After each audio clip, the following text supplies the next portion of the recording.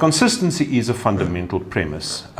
If you go back to a brand like Old Spice, I remember working on that brand many, many years ago. And at the time, the brand already had a challenge that it alienated young consumers. And old people used it, but young people didn't use it. So old people were quite happy with the brand. They were quite happy with the fairly cheap looking packaging, fairly bold, bit in your face red.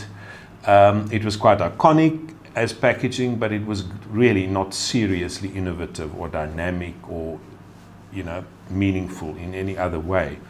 So they couldn't get young people to use it.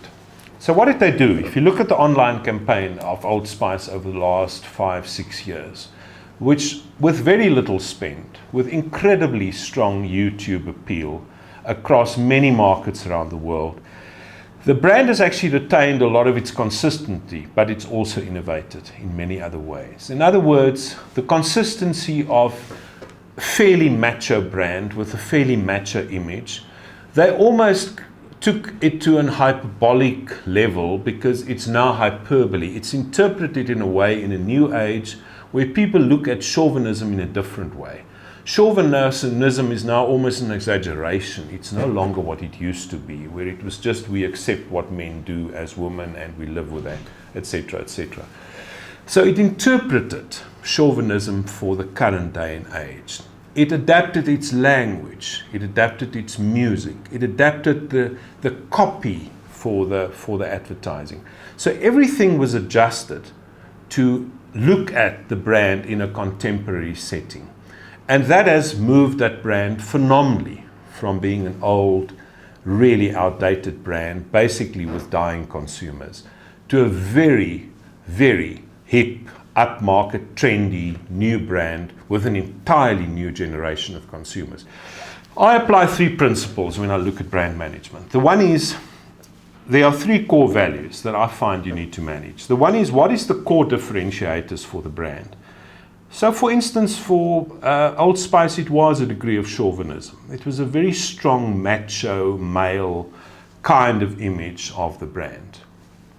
However, it took that same principle and now interpret that in a contemporary environment. So the second point of what is the second layer of values, and that I term either secondary values or what I would often call category values. Now, what is a category value?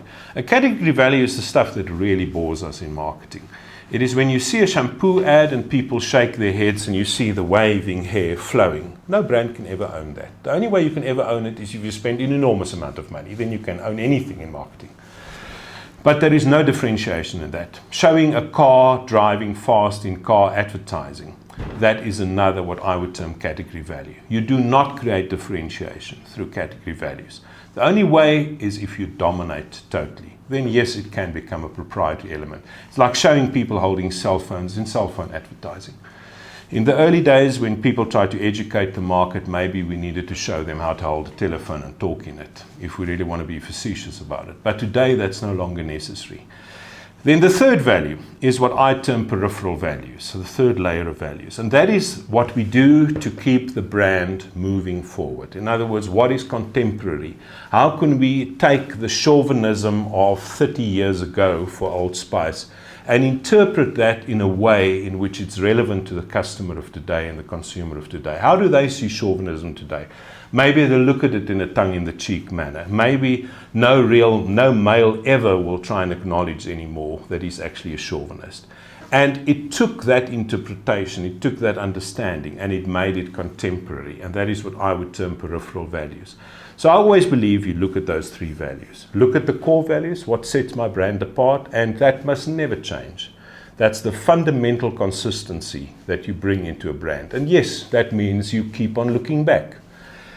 Second layer, don't, unless you have an enormous amount of money, use category values. So if you show cars in car advertising because you're a car brand, guys, no one brand will ever own a car. It's not possible.